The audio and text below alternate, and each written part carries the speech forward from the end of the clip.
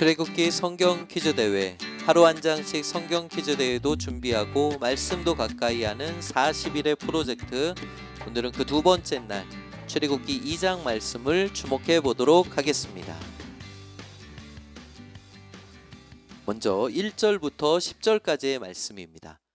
레위 가족 중 한 사람이 가서 레위 여자에게 장가들어 그 여자가 임신하여 아들을 낳으니 그가 잘생긴 것을 보고 석 달 동안 그를 숨겼으나 더 숨길 수 없게 되매 그를 위하여 갈대 상자를 가져다가 역청과 나무 진을 칠하고 아기를 거기 담아 나일 강가 갈대 사이에 두고 그의 누이가 어떻게 되는지를 알려고 멀리 섰더니 바로의 딸이 목욕하러 나일강으로 내려오고 시녀들은 나일강가를 거닐 때에 그가 갈대 사이에 상자를 보고 시녀를 보내어 가져다가 열고 그 아기를 보니 아기가 우는지라 그가 그를 불쌍히 여겨 이르되 이는 히브리 사람의 아기로다. 출애굽기 2장은 모세의 출생에 관한 이야기가 시작됩니다. 모세는요 레위 지파였어요. 레위 지파에서 태어난 사람이고요. 그 부모님이 모세가 태어나서 석 달 동안, 세 달 동안 숨겨서 키웁니다. 그때 당시에는 히브리 사람이 아들을 낳으면 나일강에 버려야 되는 그런 끔찍한 상황이었잖아요. 출애굽기 1장 어제 살펴본 것처럼. 근데 모세의 부모님이 몰래 숨깁니다. 이제 석 달 지나서 더 이상 숨길 수 없게 되자 모세의 부모님이 모세를 그냥 나일강에 버릴 수 없어서 차마 그럴 수 없어서 갈대 상자를 구해다가 모세를 거기에 담아서 나일강에 띄우려고 하는데 물이 들어갈 수 있으니까 그 역청과 나무진, 이거는 물이 들어가지 않도록 방수 효과를 준 거예요. 역청과 나무진을 칠해서 갈대 사이에 나일강과 갈대 사이에 둡니다. 모세의 누나가 어떻게 되나 이렇게 쳐다봤는데 바로의 딸, 즉 애굽의 공주죠. 바로의 딸이 목욕하러 왔다가 그 아이를 발견하게 돼요. 그때 당시에 나일강에 많은 히브리 아기들이 남자 아이들이 버려졌을 거예요. 마찬가지로 이 아기도 히브리 사람의 아기겠구나. 바로의 딸이 여깁니다. 자, 그다음 7절부터 보겠습니다. 그의 누이가 바로의 딸에게 이르되 내가 가서 당신을 위하여 히브리 여인 중에서 유모를 불러다가 이 아기에게 젖을 먹이게 하리이까. 바로의 딸이 그에게 이르되 가라 하매 그 소녀가 가서 그 아기의 어머니를 불러오니 바로의 딸이 그에게 이르되 이 아기를 데려다가 나를 위하여 젖을 먹이라. 내가 그 삭슬 주리라. 여인이 아기를 데려다가 젖을 먹이더니 그 아기가 자라매 바로의 딸에게로 데려가니 그가 그의 아들이 되니라. 그가 그의 이름을 모세라 하여 이르되 이는 내가 그를 물에서 건져내었음이라 하였더라.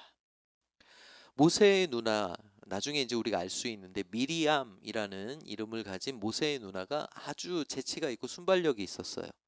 바로의 딸이 그 나일강에서 모세를 이렇게 딱 건져내잖아요. 그때 딱 그걸 보고 내가 이 아기 히브리 아기에게 젖을 먹일 수 있는 히브리 여인을 소개해 줄까요? 그러면서 모세의 친엄마, 모세를 낳아준 친엄마를 소개해 줍니다.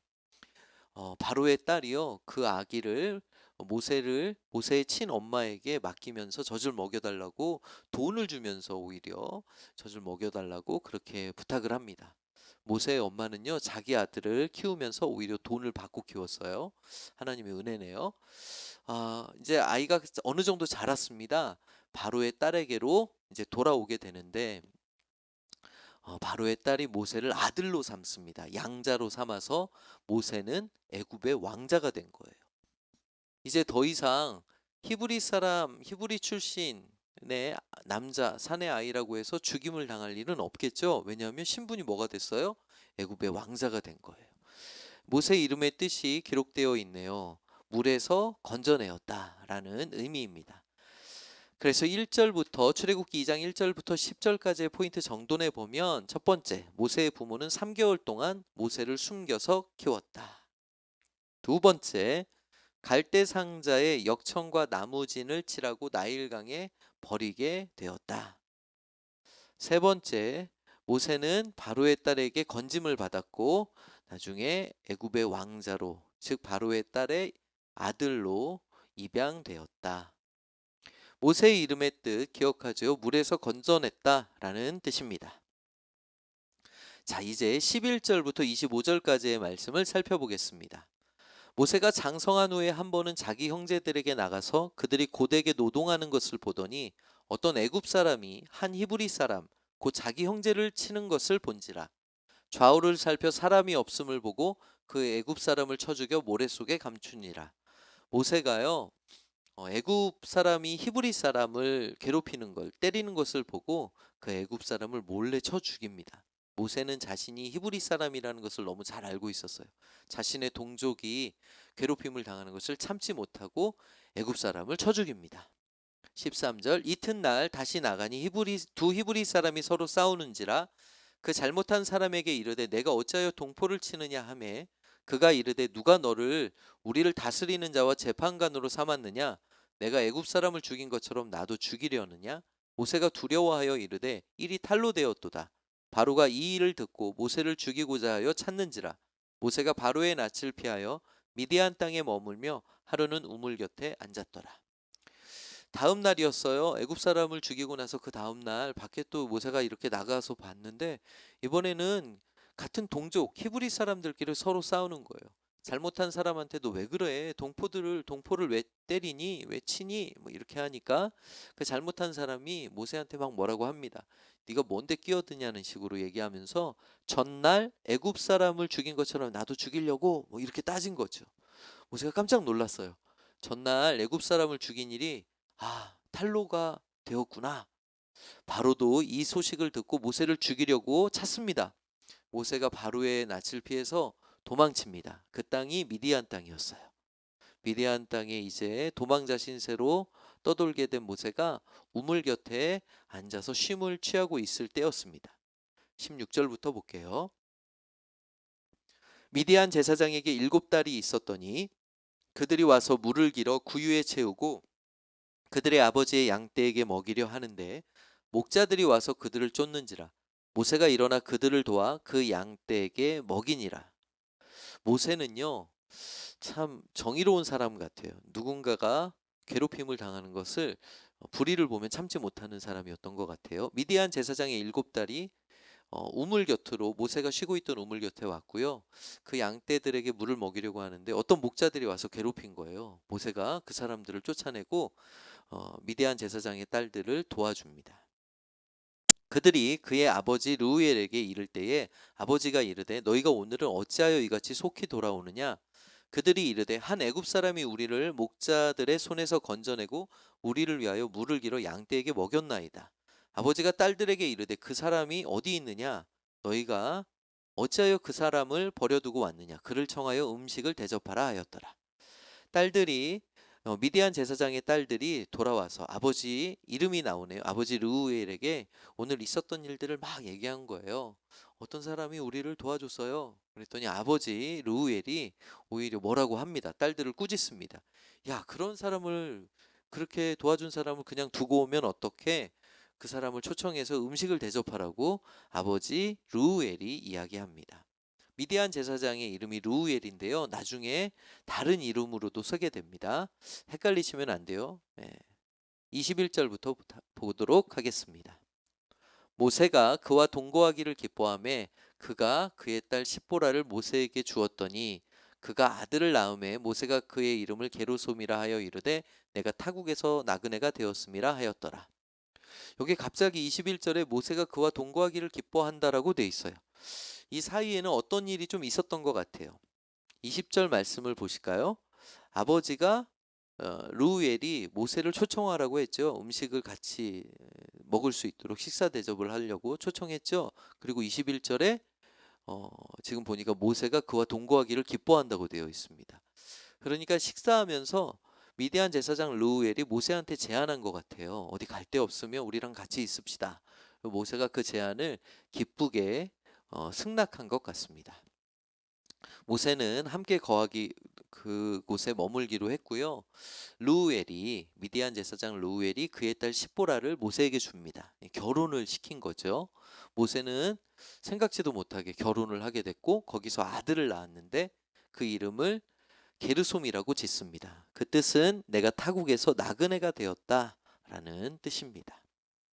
23절부터 보겠습니다. 여러 해 후에 애굽 왕은 죽었고 이스라엘 자손은 고된 노동으로 말미암아 탄식하며 부르짖으니 그 고된 노동으로 말미암아 부르짖는 소리가 하나님께 상달된지라. 하나님이 그들의 고통 소리를 들으시고 하나님이 아브라함과 이삭과 야곱에게 세운 그의 언약을 기억하사 하나님이 이스라엘 자손을 돌보셨고 하나님이 그들을 기억하셨더라. 이제 애굽 왕이 죽었어요. 애굽 왕이 죽고 새로운 애굽 왕이 이제 나타나게 되었겠죠. 시간이 많이 지난 것 같아요. 여전히 이스라엘 백성들은 고통 가운데 있었습니다. 하나님은 그들의 고통을 불쌍히 여기시고 이제 이스라엘 백성에게 관심을 가지시는데 하나님이 아브라함과 이삭과 야곱에게 세운 그의 언약을 기억하셔서 이제 이스라엘 백성을 구원하실 계획을 펼쳐 가실 겁니다. 이제 3장부터 그 내용이 펼쳐질 것이에요. 자, 오늘 2장 11절부터 25절까지의 포인트 이렇게 정돈해 볼까요? 첫 번째, 왕자로 장성한 어느 날 모세는 히브리 사람을 때리는 애굽 사람을 죽이고 그 일이 발각되어 미디안 땅으로 피신합니다. 두 번째, 미디안 제사장 루우엘의 딸 시보라와 결혼하여 게르솜을 낳습니다. 게르솜의 이름의 뜻, 내가 이방의 객이 되었다 라고 정돈하시면 되겠습니다. 출애굽기 2장을 1절부터 25절까지 이렇게 한번 쭉 읽어보고 그 내용도 살펴봤습니다. 저는 출애굽기 2장을 쭉 보면서 이번에 이 한 절 말씀을 주목하게 되었습니다. 출애굽기 2장 10절 말씀입니다. 그 아기가 자라매 바로의 딸에게로 데려가니 그가 그의 아들이 되니라. 그가 그의 이름을 모세라 하여 이르되 이는 내가 그를 물에서 건져내었음이라 하였더라. 출애굽기 2장 10절 말씀인데요. 바로의 딸이 모세의 이름을 지어주는 내용입니다. 모세의 이름의 뜻이 물에서 건져냄을 받은 자라는 그러한 의미죠. 이 이름의 뜻을 생각하면서 나중에 모세가 이스라엘 백성을 애굽에서 건져내잖아요. 참 의미가 있는 이름의 뜻 같아요. 건짐을 받은 자가 나중에 다른 누군가를 건져내는 거죠. 저와 성도님들도 하나님께 구원을 받은 자입니다. 이제 우리를 통해서 다른 이들에게 구원의 소식을 전해줄 수 있는 그러한 삶도 참 복되겠다 라는 생각을 해보게 되었습니다. 오늘 하루도 모세를 물에서 건져내신 하나님이 여러분과 함께 하십니다. 우리를 통해서 다른 누군가에게 하나님의 사랑이 흘러갈 수 있기를 기대하겠습니다. 오늘 출애굽기 2장 말씀 요약 정돈 묵상 마치도록 하겠습니다.